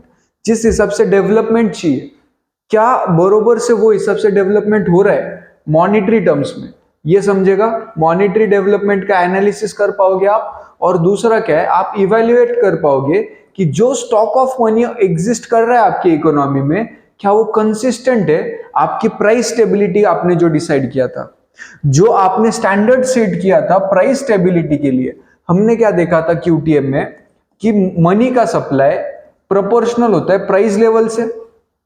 M V is equal to PT था, इधर का वी उधर का टी कांस्टेंट, तो एम और पी स्ट्रॉन्ग रिलेशनशिप हुआ करता था। तो कितना मनी है उस पर डिपेंड करेगा प्राइस लेवल। लेकिन प्राइस लेवल तो आपने स्टैंडर्ड सेट किया होगा, तो क्या प्राइस लेवल के स्टैंडर्ड के हिसाब से मनी का सप्लाई है, ये आपको कैलकुलेट करना पड़ेगा, ये आपको इवेल्युएट करना पड़ेगा कि सही में एग्जिस्ट कर रहा है नहीं। तो ये दो रीजन है जिस वजह से आपको मनी सप्लाई मेजर करना पड़ेगा। अब सवाल ये उठा कि on what does money supply depends. ये सप्लाई किस पर डिपेंड करता है, बस दो चीजों पे, decision of central bank. Central bank मतलब इंडिया में आरबीआई, आरबीआई का डिसीजन क्या है उस पर डिपेंड करेगा। और वो डिसीजन को रिस्पॉन्स कैसे करता है अपने सारी commercial banks, commercial banking system इसको रिस्पॉन्स कैसे करेगा उस पर डिपेंड करेगा money supply. Decision of central bank and response of commercial banking system. अब करेंसी क्या होता है दोस्तों, करेंसी क्या होता है, एक फॉर्म ऑफ मनी है। Currency is a form of money which is exclusively, सिर्फ और सिर्फ इसको या तो गवर्नमेंट या तो सेंट्रल बैंक इशू करेगा। पेपर करेंसी क्या होता है, तो करेंसी में एक टाइप होता है पेपर करेंसी, बाकी करेंसी जैसे कॉइन्स वगैरह। तो जो पेपर करेंसी है ये एक डेट इंस्ट्रूमेंट है। पेपर करेंसी क्या है, डेट इंस्ट्रूमेंट। ये आपको याद रखना है, ये अलग पॉइंट याद रखना है, ये एक पॉइंट याद रखना है और ये एक पॉइंट याद रखना है। यहां पर क्या बोला, एक ऐसा डेट इंस्ट्रूमेंट है जो लायबिलिटी है सेंट्रल बैंक के लिए लेकिन एसेट है पब्लिक के लिए। जो करेंसी नोट है, पेपर करेंसी जो है वो अपने लिए एसेट है क्योंकि उससे आपको फायदा होने वाला, लेकिन जिसने इशू किया है कमर्शियल सेंट्रल बैंक जिसने इसको इशू किया या गवर्नमेंट, उसके लिए दोस्तों लायबिलिटी। अब सोर्सेस क्या क्या मनी सप्लाई का, अगर मुझे मनी सप्लाई कैलकुलेट करना है तो पता होना चाहिए कि यार मनी सप्लाई कौन कौन करता है। तो दो जन मनी को सप्लाई करेंगे, प्राइमरी सोर्स एक रहेगा, secondary source. Primary source central bank और सेकेंडरी सोर्स क्या है, बैंकिंग सिस्टम। तो सेंट्रल बैंक क्या करेगा, फिएट मनी इशू करेगा। फिएट मनी क्या रहता है, अभी हमने देखा था बैंकिंग, सारे बैंक्स थोड़ी पैसा प्रिंट कराते हैं, लेकिन यहां पर ये क्या करेंगे, क्रेडिट मनी। क्रेडिट मनी क्या होता है, चैप्टर के एकदम एंड में, ये यूनिट के एकदम एंड में आपको अच्छे से एक्सप्लेन करूंगा, मनी मल्टीप्लायर और क्रेडिट मनी। तो तो आप बस याद रख लो कि जो प्राइमरी सोर्स है वो है सेंट्रल बैंक, वो फिएट मनी इशू करेगा। जो सेकेंडरी सोर्स है वो है बैंकिंग सिस्टम, वो क्रेडिट मनी इशू करेगा। ये चीज यहां पर क्या लिखी है, most countries have adopted a minimum reserve system wherein उस कंट्री का central bank is empowered to issue currency to any extent. ये इंपॉर्टेंट वर्ड है, टू एनी एक्सटेंट, किसी भी हद तक आप करेंसी इशू कर सकते हो by keeping only a certain minimum reserve. बस मिनिमम रिजर्व या तो गोल्ड का या फॉरेन सिक्योरिटी का आप रख दो उतना रिजर्व, और बाकी चाहो उतना पैसा छाप सकते हो। जब फिएट मनी इशू होना चालू हुआ था तब क्या हुआ था, आप जितना गोल्ड रखोगे उतना ही पैसा इशू कर सकते हो। लेकिन धीरे धीरे ओवर पीरियड ऑफ टाइम सब कंट्रीज ने मिलकर, ज्यादातर कंट्रीज ने मिलकर एक ऐसा सिस्टम इशू करा है कि आपको मिनिमम रिजर्व सिस्टम जिसको बोलते हैं, कि एक मिनिमम रिजर्व ऑफ गोल्ड आपको रखना पड़ेगा और एनी एक्सटेंट तक आप पैसा छाप सकते हो। अगली बात करेंगे अपन अगला point, history of measurement of money supply. ये मनी सप्लाई का मेजरमेंट की हिस्ट्री के बारे में क्या विषय। तो सबसे पहले शुरुआत हुई थी जुलाई 39 से, सारी डेट्स इंपॉर्टेंट है यहाँ पर। तो जुलाई 39 से शुरुआत हुई थी, जहां पर आरबीआई ने कंपाइल और डिसिमिनेट, कंपाइल मतलब कैलकुलेट, डिसिमिनेट मतलब लोगों तक इंफॉर्मेशन पहुंचाना। तो मॉनिटरी स्टैटिस्टिक्स, पैसों के बारे में कैलकुलेट वगैरह करना शुरू किया था और लोगों को बताना शुरू किया था जुलाई 1935 में। जब तक 1967-68 आता तब तक आरबीआई बस M1 कैलकुलेट कर रहा था। M1 को इन्होंने बोला नैरो मेजर, बस एक ही चीज, लोगों के पास कितना पैसा। M1 क्या रहता नीचे देखने वाले अपन, लेकिन जब से शुरू हुआ था तब से लेके 67-68 तक सिर्फ M1 के बारे में बातें हो रही थी। जैसे 67-68 आया, आरबीआई ने एक ब्रॉडर मेजर, पहले नैरो था अब ब्रॉडर, थोड़ा सा ब्रॉडर व्यू के बारे में मेजर करना शुरू किया। और 77 में, मतलब यहां से 10 साल बाद 77 में वो क्या बोला, ठीक है मैं पब्लिश करने वाला M1, M2, M3, M4 सारों के बारे में, M1, M2, M3, M4 सब के बारे में पब्लिश किया जाएगा। ये रेकमेंड किसने किया था, SWG, second working group. SWG मतलब सेकेंड वर्किंग ग्रुप, इन्होंने रेकमेंड किया आरबीआई को कि आप ये सारे के सारे डेटा पब्लिश करना शुरू करो। अब M1 क्या होता है, M1 का मतलब currency note and coins with people, लोगों के पास कितना करेंसी है, चाहे नोट्स रहो चाहे कॉइन्स रहो, plus demand deposit with banking system. Demand deposit मतलब सेविंग्स और करंट अकाउंट में कितना पैसा है लोगों का, और अदर डिपॉजिट्स विद आरबीआई। तो यहां पर पीपल भी आया, बैंक भी आया और आरबीआई भी आया। ये जानना इंपॉर्टेंट है ताकि याद रह जाए लोगों के पास कितना पैसा है, बैंकिंग सिस्टम में कितना डिपॉजिट करके रखा है, और आरबीआई के पास कितना डिपॉजिट है। इसको अपन ऐड कर देंगे तो मिलेगा M1। अब M2 के लिए क्या करना पड़ेगा, पहले M1 लेना पड़ेगा और उसमें ऐड करना पड़ेगा saving deposit with post office. Post office के पास कितना सेविंग डिपॉजिट है वो ऐड अगर M1 में करा, मतलब यहाँ पे अगर एक और चीज ऐड कर दी तो M2 मिलेगा। M3 के लिए आपको M1 लेना पड़ेगा पहले, और उसमें टाइम डिपॉजिट ऐड कर रहा है। देखो यहाँ पर डिमांड डिपॉजिट बोला है, टाइम डिपॉजिट नहीं बोला है। तो यहां पर अगर आप टाइम डिपॉजिट ऐड कर दो, बैंक के पास कितना टाइम डिपॉजिट है तो आपको M3 मिल जाएगा। और M3 में अगर पोस्ट ऑफिस के पास कितना टाइम डिपॉजिट है वो ऐड किया तो M4 मिल जाएगा। तो आसान बातें है, currency note and coin with public लो, उसमें डिमांड डिपॉजिट बैंक के पास कितना ऐड करो, अदर डिपॉजिट ऐड करो, आरबीआई के पास M1 मिलेगा। जैसे ही M1 में आपने पोस्ट ऑफिस के पास कितना सेविंग्स है वो ऐड किया तो M2 मिलेगा। M1 में अगर टाइम डिपॉजिट ऐड किया तो M3 मिलेगा, और M3 में अगर time deposit with post office किया तो M4 मिलेगा। इतना ही था बस, आपको ये लर्न करना पड़ने वाला, मैं बस रिवाइज करा रहा हूं आपको। अगली बात determinants of money supply. Money supply किस चीज पर डिटरमाइन होता है, कितना मनी सप्लाई रहेगा, ये डिपेंड करेगा मनी मल्टीप्लायर पर डिपेंड करेगा। तो क्या बोलना है कि जो टोटल सप्लाई है वो जॉइंट बिहेवियर पर डिपेंड होता है तीन जनों का, central bank, commercial banking system और पीपल। तीन जन मिलकर डिसाइड करेंगे कि टोटल सप्लाई कितना होगा मनी का। कैसे, कैसे करेंगे ये बाद में देखेंगे, पहले अपन ये देख लेते हैं कि बाबा मनी मल्टीप्लायर क्या होता है। क्योंकि यहां पर क्या बोला, टोटल सप्लाई कैसा, किस पर डिपेंड करता है, मैं आपको एक्सप्लेन कर पाऊंगा मनी मल्टीप्लायर के हिसाब से। तो पहले आपको एक्सप्लेन करता मनी मल्टीप्लायर क्या है, और फिर मैं आपको एक्सप्लेन कर दूंगा कि कैसे डिपेंड होता है मनी मल्टीप्लायर पे, और यूनिट खत्म हो जाएगा। तो पहली बात, मनी मतलब क्या होता है? मनी मतलब C+D, मतलब जो करेंसी पब्लिक के पास है प्लस जो उन्होंने बैंक में डिपॉजिट करा है, इसको बोलते हैं अपन मनी। तो गवर्नमेंट ने जो भी, आरबीआई ने जो भी पैसा छापा, वो या तो लोग जेब में रखेंगे या तो बैंक में रखेंगे।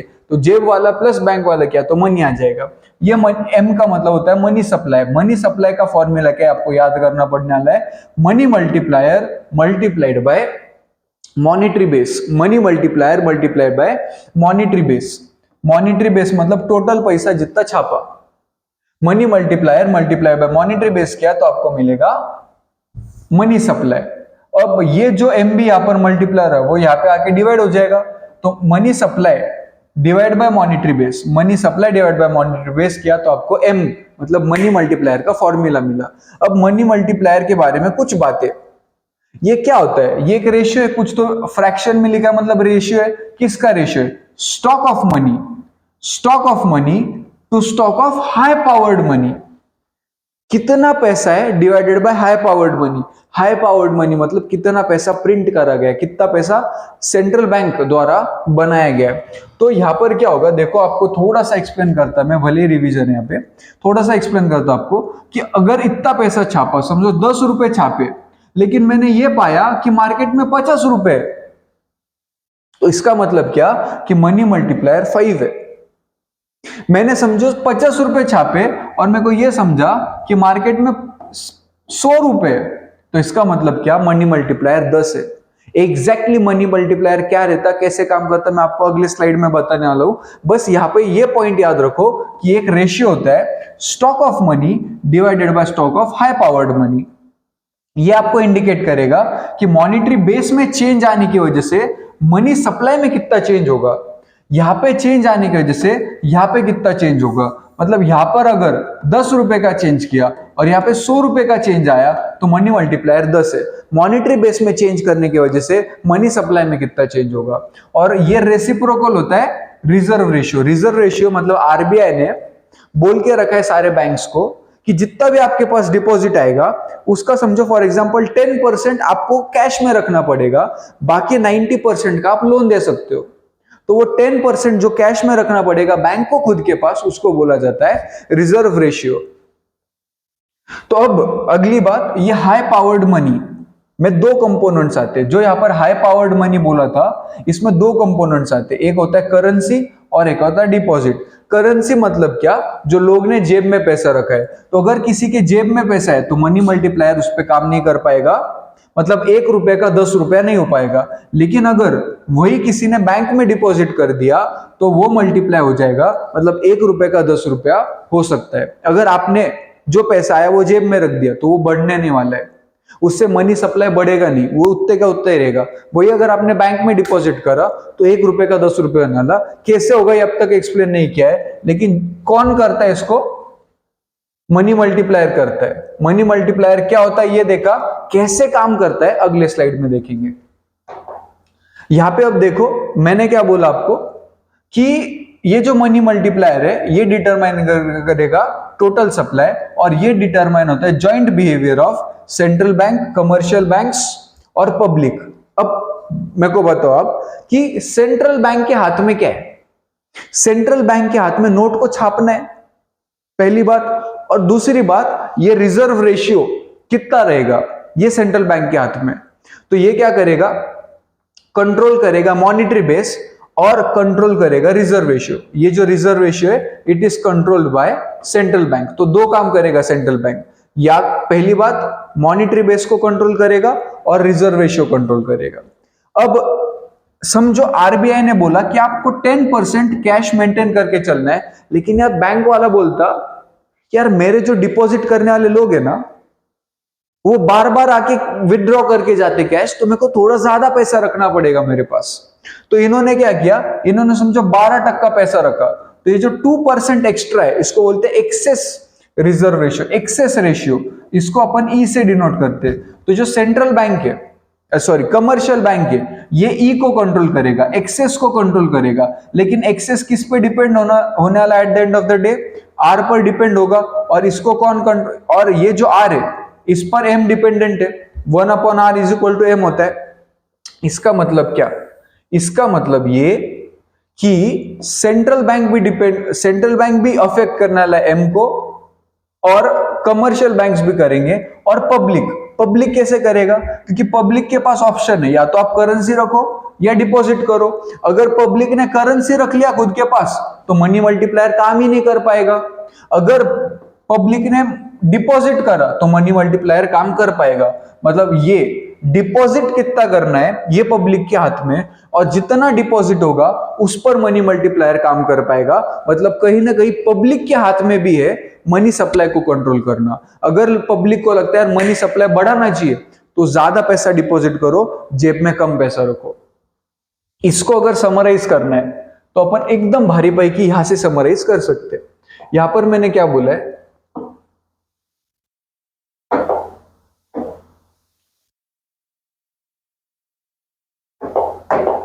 यहां पर मैंने क्या बोला है, ये जो मनी सप्लाई ये इसका फॉर्मूला है M into M B, monetary base into money multiply किया तो मनी सप्लाई आएगा। अब ये मॉनिटरी बेस किसके हाथ में? आरबीआई के हाथ में। ये मनी मल्टीप्लायर किसके हाथ में? ये आरबीआई के हाथ में भी है, सेंट्रल कमर्शियल बैंक के हाथ में भी है, और पब्लिक के हाथ में भी है। कैसे?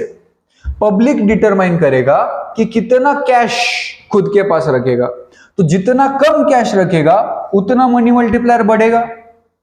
Central bank, commercial banks determine करेंगे कितना एक्सेस रिजर्व रेशियो रखना है, जितना एक्सेस रिजर्व रेशियो कम रहेगा उतना मनी मल्टीप्लायर बढ़ जाएगा।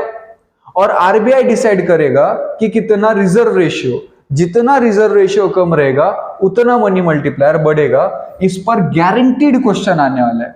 मनी मल्टीप्लायर किस पर डिपेंड होता है? आर, ई और सी, और तीनों की तीनों इनवर्सली रिलेटेड है। मतलब अगर मनी मल्टीप्लायर बढ़ाना है तो आर कम करना पड़ेगा, ई कम करना पड़ेगा, और कैश भी कम करना पड़ेगा। जब ये तीनों कम होंगे तो उसके वजह से क्या होने वाला है? मनी मल्टीप्लायर बढ़ेगा, और जैसे मनी मल्टीप्लायर बढ़ेगा मनी सप्लाई भी बढ़ जाएगा, क्योंकि money multiplier multiplied by monetary base ये तो लगभग कांस्टेंट रहने वाला, हर बार थोड़ी आरबीआई छापते रहेगी पैसा। तो मनी मल्टीप्लायर बढ़ने की वजह से मनी सप्लाई बढ़ेगा, मनी मल्टीप्लायर बढ़ने की वजह से मनी सप्लाई बढ़ेगा। और ये कैसे बढ़ाना है? इन तीनों को कम करके। इसको कम करना आरबीआई के हाथ में, इसको कम करना कमर्शियल बैंक के हाथ में, इसको कम करना पब्लिक के हाथ में। आसान बात, ठीक है। अब मैं आपको एक्सप्लेन करना चाहूंगा कि यार ये एग्जैक्टली मनी मल्टीप्लायर काम करता कैसा है।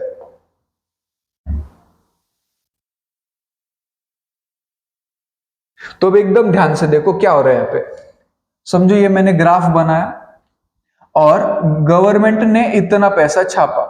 अब समझने के लिए एक एग्जांपल लेंगे अपन कि समझो एक कंट्री है जिसमें एक ही बंदा रह रहा बस, ठीक है। एक बंदे के पास इतना पैसा है, उसने क्या किया, वो बैंक में डिपॉजिट करा, समझो 100 रुपए, 100 रुपीज उसने बैंक में डिपॉजिट करे। मतलब पूरे कंट्री में अब कितना पैसा हो गया है? 100 रुपीज। अब क्या होगा, इसने बैंक में डिपॉजिट करा तो अब बैंक वाला क्या बोलेगा, अच्छा मेरे पास पैसा आया, एक काम करते इसको दूसरे को लोन देते। तो अब ये जो दूसरा बंदा है इसके पास खुद का कुछ पैसा नहीं, 1 रुपए भी नहीं, बस इसके पास 100 रुपए थे, इसके पास 100 रुपए थे, उसने बैंक अकाउंट में 100 रुपए डाले, मतलब अब तक टोटल जो है मेरे पास 100 रुपए है। अब क्या होगा, बैंक क्या करेगा, समझो रिजर्व रेशियो है 10%, मतलब 10 रुपए खुद के पास रखेगा, बाकी 90 रुपीज इसको लोन दे देगा। तो मतलब इसके पास 90 रुपीज हो गए। तो अब टोटल कंट्री में कितना पैसा हो गया, 100 रुपए तो पहले इसके बैंक अकाउंट में था और 90 रुपीज अब इसके बैंक अकाउंट में आ गया, तो यहां पर टोटल 190 रुपीज हो गए। देखो मनी कैसे बढ़ रहा है। अब क्या हुआ, इसने क्या बोला, एक काम करते, मेरा जो पैसा है ना वो बैंक में डिपॉजिट कर दूंगा मैं फिर से। अब 90 रुपीज बैंक वाले के पास फिर से आ गए।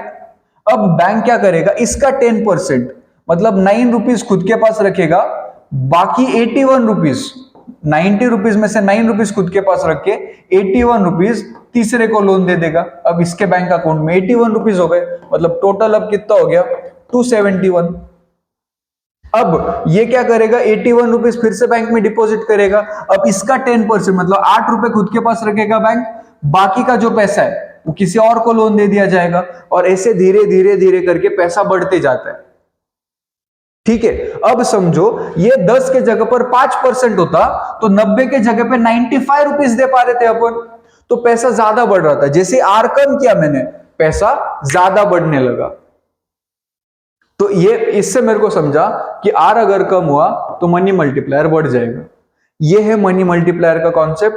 आसान सा है, आपको समझ नहीं भी अगर आया तो भी टेंशन नहीं, इतना आपको बस समझना है। ये अगर आपने याद कर लिया तो बस कहानी खत्म हो जाएगी, इतना समझना है। मनी मल्टीप्लायर बढ़ने की वजह से मनी सप्लाई बढ़ेगा। मनी मल्टीप्लायर कैसे बढ़ाना है, इन तीनों को कम करना है। ये कम करना आरबीआई के हाथ में, ये करना कमर्शियल बैंक के हाथ में, ये कम करना पब्लिक के हाथ में। बस सब जनों ने अपना अपना काम किया तो मॉनेटरी सप्लाई अपने आप बढ़ते चलेगा। इसी के साथ ये यूनिट खत्म हुआ दोस्तों। मिलते हैं अगले वीडियो में, मिलते हैं अगले यूनिट में। अगला unit chapter number 8 unit number 3। Third unit का नाम है मॉनेटरी पॉलिसी। इसमें अपन क्या देखेंगे, मॉनेटरी पॉलिसी क्या होता है, मॉनेटरी पॉलिसी क्यों होता है, कैसे इंपैक्ट करेगा। मेनली अपन ये देखेंगे कि इंटरेस्ट रेट कम ज्यादा होने से, इंटरेस्ट रेट के कम ज्यादा होने से इकोनॉमी पे, मनी सप्लाई पे कैसे इंपैक्ट होने वाला है। तो पहली चीज कि आरबीआई क्या करेगा, आरबीआई मॉनेटरी पॉलिसी को यूज करेगा। आरबीआई क्या करेगा, मॉनेटरी पॉलिसी को यूज करेगा बाय एडजस्टिंग। कैसे यूज करेगा, एमएस मतलब मनी सप्लाई, मनी सप्लाई को एडजस्ट करके, मनी सप्लाई को एडजस्ट करके अपन क्या करेंगे, मॉनेटरी पॉलिसी का यूज करेंगे। अब हमने क्या देखा था, हमने क्यूटीएम फर्स्ट यूनिट में हमने देखा था, क्यूटीएम क्या बोलता है, MV is equal to PT. इसमें ये दोनों कांस्टेंट थे, मतलब m is proportional to v, m is proportional to p। मतलब मनी, जितना मनी सप्लाई है वो डिटरमाइन करेगा प्राइस लेवल क्या है। तो आपकी इकोनॉमी में आपका मॉनेटरी पॉलिसी का क्या काम है कि यार इन्फ्लेशन को कंट्रोल करना है। इन्फ्लेशन मतलब प्राइजेस किस पर डिपेंडेंट है, मनी सप्लाई पे। तो मॉनेटरी पॉलिसी कैसे यूज करोगे आप, मनी सप्लाई को एडजस्ट करो ताकि ऑटोमेटिकली प्राइजेस भी एडजस्ट हो जाए, पहली बात। और दूसरी बात, मॉनेटरी पॉलिसी का यूज क्यों करेंगे अपन, to manage economic fluctuations and achieve price stability, price में स्टेबिलिटी है। तो पूरा की पूरा जो क्यूटीएम हमने फर्स्ट यूनिट में रिवाइज करा था उसके बेसिस पर ये चलने वाला है। यहाँ पे हमने क्या देखा, हमने ये देखा कि money supply is proportional to price. तो मनी सप्लाई को एडजस्ट करेंगे अपन ताकि जो प्राइस है उसमें स्टेबिलिटी आ पाए। ये कौन करने वाला है, आरबीआई करने वाला है। किसकी मदद से, मॉनेटरी पॉलिसी की मदद से। अब यहां पे जो हमने देखा कि एडजस्टिंग मनी सप्लाई कैसे करेंगे, मनी सप्लाई को एडजस्ट कैसे करा जाएगा, तो आसान सी बात है, आप क्या करोगे, सिक्योरिटीज खरीदोगे बेचोगे। आरबीआई क्या करेगा, सिक्योरिटीज खरीदेगा बेचेगा, इससे शॉर्ट टर्म के जो इंटरेस्ट रेट्स है वो चेंज होंगे। अगर शॉर्ट रन का इंटरेस्ट रेट आपने कम करा तो ईजिंग मतलब क्या कि रिसेशन, कॉन्ट्रैक्शन से एक्सपेंशन में जाना चालू करेगी इकोनॉमी। और अगर आपने इंटरेस्ट रेट हाई कर दिया तो टाइटनिंग मतलब एक्सपेंशन से कॉन्ट्रैक्शन में आना। अगर इन्फ्लेशन हो रहा है बहुत ज्यादा तो इंटरेस्ट रेट को आपको क्या करना पड़ा, हाई करना पड़ेगा ताकि टाइटनिंग हो। और अगर रिसेशन आ रहा है, डिप्रेशन आ रहा है, भाव कम हो रहे, तो आपको इंटरेस्ट रेट कम करना पड़ेगा ताकि ईजिंग हो। कम होने से, इंटरेस्ट रेट कम होने से रिसेशन से बाहर कैसे आया जाएगा ये अपन अगले स्लाइड्स में देखने वाले। तो ये क्या करेगा, इन्फ्लुएंस, ये जो शॉर्ट टर्म के रेट्स है ये कहीं ना कहीं लॉन्ग रन के रेट्स को इन्फ्लुएंस करेंगे और eight the end of the day economic activity influence होने वाली है। तो एकदम शॉर्ट में हमने क्या देखा, आरबीआई यूज करेगा मॉनेटरी पॉलिसी दो काम करने के लिए। वो क्या करेगा, सबसे पहले मनी सप्लाई को एडजस्ट करके मॉनेटरी पॉलिसी यूज करेगा और ताकि प्राइस स्टेबिलिटी आ जाए। अब एडजस्टिंग मनी सप्लाई एडजस्ट कैसे होगा, सिक्योरिटीज खरीद और बेच के। जैसे सिक्योरिटीज खरीदेंगे बेचेंगे, short run interest rate affect हो जाएगा। शॉर्ट रन के इंटरेस्ट रेट अफेक्ट होने से लॉन्ग टर्म का इंटरेस्ट रेट अफेक्ट होगा, और इंटरेस्ट रेट पर बहुत ज्यादा डिपेंडेंट होता है सारी की सारी इकोनॉमिक एक्टिविटीज। अब शॉर्ट रन इंटरेस्ट रेट या तो कम करेगा या तो ज्यादा करेगा। कम करेगा कब? जब रिसेशन से दूर आना है, और टाइटनिंग कब करेगा? जब इन्फ्लेशन से दूर आना है, तो ये पॉलिसीज यूज करी जाएगी। अब क्या करेंगे अपन इसमें? तो सेकंड पॉइंट, ऑब्जेक्टिव्स क्या है मॉनेटरी पॉलिसी के? तो दो ही ऑब्जेक्टिव्स है बस। एक है प्राइमरी, मतलब एक इंपॉर्टेंट क्या है कि प्राइस स्टेबिलिटी आ जाए, जो यहां पे देखा था आपने, प्राइस स्टेबिलिटी लाना है, और इकोनॉमिक ग्रोथ। प्राइस स्टेबिलिटी और इकोनॉमिक ग्रोथ में एक बैलेंस चाहिए हमको। और बाकी के ऑब्जेक्टिव्स क्या क्या है? मेंटेनेंस ऑफ इकोनॉमिक ग्रोथ, जो यहाँ पे बोल दिया था उन्होंने, इकोनॉमिक ग्रोथ चाहिए मेरे को। Ensuring adequate flow of credit to the production sector. Credit मतलब उधार। जो प्रोडक्टिव सेक्टर्स है, जो ज्यादा कंट्रीब्यूट कर रहे हैं जीडीपी में, उनको और ज्यादा पैसा दो ताकि जीडीपी में कंट्रीब्यूशन और बढ़ जाए। Sustaining a moderate structure of interest rate. Interest rate moderate level पे चले। अगर बहुत ज्यादा हो गया है तो कम करो, बहुत कम हो गया है तो उसको थोड़ा सा बढ़ा दो। ये अपन मॉनेटरी मदद से कर सकते हैं, मॉनेटरी पॉलिसी के, ताकि इन्वेस्टमेंट एनकरेज हो। और लास्ट क्या बोला? Creation of efficient market for government securities.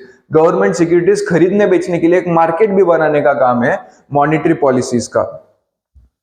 तो अब होगा क्या? मेरे को ये समझा कि यार आरबीआई मॉनेटरी बनाने वाली पॉलिसी, आरबीआई मॉनेटरी पॉलिसी बनाने वाली इन ऑब्जेक्टिव्स के साथ।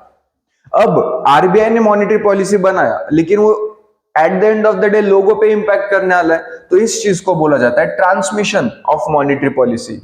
जो आरबीआई ने चेंज करा है पॉलिसी में, वो कैसे फ्लो होगा इकोनॉमिक एक्टिविटी और इन्फ्लेशन को अफेक्ट करने के लिए।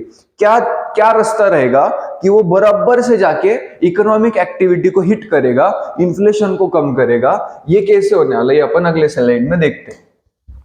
तो बहुत मजेदार है दोस्तों, पूरा आपके मॉड्यूल में थियोरिटिकल दिया है, मैंने पूरा की पूरा ग्राफिकल फॉर्म में बना के रखा है। ठीक है, बहुत मजा आने वाला, फटक से देखते एक बार। तो पहला ट्रांसमिशन का चैनल क्या क्या है? चैनल मतलब रास्ता, मतलब जरिया। तो पहला है सेविंग एंड इन्वेस्टमेंट। जैसे इंटरेस्ट रेट कम होगा, लोग कम सेव करेंगे, क्योंकि इंटरेस्ट रेट मतलब क्या समझो, बैंक में इंटरेस्ट रेट, एफडी का इंटरेस्ट रेट गिरा तो आप एफडी ज्यादा बनोगे या कम? बहुत कम एफडी बनेगी, उधर तो 4% 5% ब्याज है, कहीं को एफडी बनाने की, तो इंटरेस्ट रेट कम हो जाएगा। लेकिन बोरोइंग बढ़ जाएगी, यार लोन 7% पे लोन मिल रहा, तो फटाफट से लोन लो बहुत कम ब्याज पे, तो लोन लेंगे अपन। सेविंग्स कम करेंगे, अगर सेविंग्स कम करा तो मतलब ज्यादा खर्चा करा, पहली बात, इधर से क्या हुआ, खर्चा बढ़ गया मेरा। और ज्यादा बोरोइंग करेंगे अपन, ज्यादा बोरोइंग मतलब ज्यादा पैसा आया, ज्यादा पैसा आया तो फिर से ज्यादा खर्चा होने वाला। हाउस होल्ड काहे में खर्चा करेगा? एसेट्स खरीदने में। बिजनेस किस में प्रोजेक्ट करेगा, इन्वेस्ट करेगा? नया प्रोजेक्ट स्टार्ट करेगा। प्रोजेक्ट स्टार्ट कब करेंगे अपन? जब उस प्रोजेक्ट का जो रिटर्न ऑन इन्वेस्टमेंट है वो बोरोइंग कॉस्ट से ज्यादा है। बोरोइंग करा तो कुछ ब्याज भरना है मेरे को, तो वो जितना ब्याज भर रहा है उससे ज्यादा अगर रिटर्न मिल रहा है तो अपन नया प्रोजेक्ट मस्त पैकी स्टार्ट करेंगे। तो यहां पर हमने क्या देखा कि सेविंग के मदद से भी खर्चा होने वाला, क्योंकि सेविंग कम होगी तो खर्चा बढ़ाऊंगा, और अगर बोरोइंग्स बढ़ा दूंगा तो भी खर्चा बढ़ा दूंगा। तो इंटरेस्ट रेट कम करने से क्या होगा, अपन रिसेशन से दूर आ जाएंगे, क्योंकि लोग खर्चा करना चालू करेंगे। दूसरा चैनल है कैश फ्लो चैनल। इसमें क्या बोला, इंटरेस्ट रेट जैसे ही कम हुआ, डिपॉजिट पे क्या इंपैक्ट पड़ेगा, लोगों ने जो पैसा भर के रखा है उस पर क्या इंपैक्ट होगा, उसका इंटरेस्ट उस पर कम मिलेगा, इंटरेस्ट इनकम कम हो जाएगी लोगों की। जैसे इंटरेस्ट इनकम कम हुई, डिस्पोजेबल इनकम कम हो गई लोगों की। अगर इनकम कम हो गई तो लोग कम खर्चा करेंगे। ठीक है, बोरोइंग पे देखते हैं अपन। जैसे इंटरेस्ट रेट कम हुआ, बोरोइंग्स पे जो मैं ब्याज भर रहा था अब वो कम भरना पड़ेगा। इंटरेस्ट एक्सपेंस कम हुआ, एक्सपेंस अगर कम हुआ तो इनकम बढ़ जाएगी। जैसे इनकम बढ़ी मैं मेरा खर्चा बढ़ा दूंगा। मतलब एक इंपैक्ट क्या हो रहा है कि खर्चा कम हो रहा है, एक इंपैक्ट यहाँ पे क्या हो रहा है, खर्चा बढ़ रहा है। लेकिन कम होने का इंपैक्ट छोटा रहेगा और ज्यादा खर्चे का, स्पेंडिंग बढ़ने का इंपैक्ट ज्यादा रहेगा। तो ओवरऑल मैं ये बोल सकता कि स्पेंडिंग बढ़ जाएगी, कम भी होने वाली, लेकिन कम समझो 10 रुपए से होगी, बढ़ते वक्त 50 रुपए से बढ़ेगी। तो नेट नेट में क्या होगा, इंटरेस्ट रेट कम करने से स्पेंडिंग बढ़ेगा। यहां पर भी हमने देखा था सेविंग कम, बोरिंग ज्यादा, तो खर्चा, इधर भी स्पेंडिंग बढ़ रहा था, यहां पे भी स्पेंडिंग बढ़ रहा है। तीसरा channel asset price and wealth channel. Asset prices और वेल्थ पे कैसे इंपैक्ट होगा? जैसे इंटरेस्ट रेट कम हुआ, एसेट्स के भाव बढ़ जाएंगे, क्योंकि इंटरेस्ट रेट कम हुआ तो अपन स्पेंडिंग ज्यादा करेंगे, मतलब डिमांड, जैसे डिमांड बढ़ा वैसे प्राइस बढ़ जाएगा, हमने देखा था। तो एसेट के प्राइसेस बढ़ जाएंगे। इससे क्या होगा, जो कोलैटरल है, कोलैटरल मतलब लोन लेने के लिए मैं एक एसेट गिरवी रखूंगा, तो जो एसेट गिरवी रखूंगा उसका वैल्यू ज्यादा, तो जो लोन मिलेगा वो भी ज्यादा मिलेगा। तो मतलब क्या हो गया, लोन या बोरिंग ज्यादा मिलेगी, जैसे ज्यादा पैसा आया ज्यादा खर्चा करेंगे। और एसेट बढ़ने से क्या होगा, मेरी वेल्थ बढ़ जाएगी, वेल्थ जिससे जैसे बढ़ेगी मैं मेरा खर्चा बढ़ा दूंगा। तो तीनों इसमें हमने देखा कि इंटरेस्ट रेट कम होने से मेरा खर्चा बढ़ जाएगा, मतलब रिसेशन से अपन दूर चले जाएंगे, फिर से इकोनॉमिक ग्रोथ आएगा। और लास्ट चैनल जो है वो है एक्सचेंज रेट चैनल। जैसे मैंने इंटरेस्ट रेट कम किया, इंटरेस्ट रेट कम होने से क्या होगा, जो रिटर्न ऑन इन्वेस्टमेंट है फॉरेन इन्वेस्टर्स का, फॉरेन इन्वेस्टर्स ने समझो इंडिया के बॉन्ड्स खरीदे थे, पहले 10% ब्याज मिलता था, अब 6% ब्याज मिल रहा है, क्योंकि मैंने इंटरेस्ट रेट कम किया, तो उनको परवड़ेगा नहीं, वो उनका पैसा निकाल लेंगे, तो डिक्रीज हो जाएगा फॉरेन इन्वेस्टमेंट, ये बुरी बात हुई। दूसरा क्या हुआ, एक्सचेंज रेट बढ़ जाएगा, इंटरेस्ट रेट कम होने से एक्सचेंज रेट बढ़ता है, ठीक है। इसका रीजन क्या है, इंटर में सीखोगे। तो इंटरेस्ट रेट कम होने से एक्सचेंज रेट बढ़ेगा, एक्सचेंज रेट जैसे ही बढ़ेगा फॉरेन गुड्स महंगे हो जाएंगे, क्योंकि पहले $1 में आप समझो एक शर्ट खरीद सकते थे, एक शर्ट खरीदने के लिए आपको $1 लगता था, जो 80 रुपए में मिल जाता था आपको, लेकिन अब वही शर्ट जो एक ही डॉलर का है अब वो 90 में हो गया, समझो, क्योंकि डॉलर का रेट बढ़ गया। तो फॉरेन गुड्स जो है ये ऑटोमेटिकली, जो पहले 80 रुपए में मिलता था वो 90 में हो गया, तो ऑटोमेटिक फॉरेन गुड्स बढ़ गए, फॉरेन गुड्स के प्राइस बढ़ गई, तो डोमेस्टिक गुड्स की डिमांड बढ़ जाएगी। और जैसे इंडिया के गुड्स सस्ते हो गए, अपन एक्सपोर्ट करना चालू कर देंगे, लेकिन इससे क्या होगा, इन्फ्लेशन बढ़ना लगेगा, इन्फ्लेशन बढ़ने लगेगा, क्योंकि फॉरेन गुड्स महंगे हो रहे, लेकिन कुछ चीजें जैसे क्रूड ऑयल वो तो इंपोर्ट करना ही पड़ने वाला, तो महंगे में इंपोर्ट करना पड़ेगा, तो इन्फ्लेशन बढ़ जाएगा दोस्तों। इतना ही था ये यूनिट में। आशा करता हूं दोस्तों ये वीडियो आपको पसंद आएगा, पूरा की पूरा 8 चैप्टर मैंने अच्छे से आपको रिवाइज कर दिया होगा दोस्तों। अगर ये वीडियो पसंद आया या पसंद नहीं भी आया दोस्तों, तो प्लीज ये वीडियो सबके साथ शेयर करो। बहुत ज्यादा मेहनत से ये वीडियो बना है आपके लिए। मैंने माइक भी परचेस किया, मुझे पिछले वीडियो में किसी ने कमेंट किया था कि भैया आप माइक परचेस करके आना, आवाज अच्छा आएगा, वीडियो क्वालिटी अच्छी आएगी, तो मैंने इसके लिए माइक परचेस। और जो भी आपके कमेंट्स है प्लीज दोस्तों मुझे कमेंट करके बताओ, मैं जरूर इंप्रूव करने का ट्राई करूंगा दोस्तों। मिलते हैं अगले वीडियो में, तब तक के लिए जय जिनेंद्र।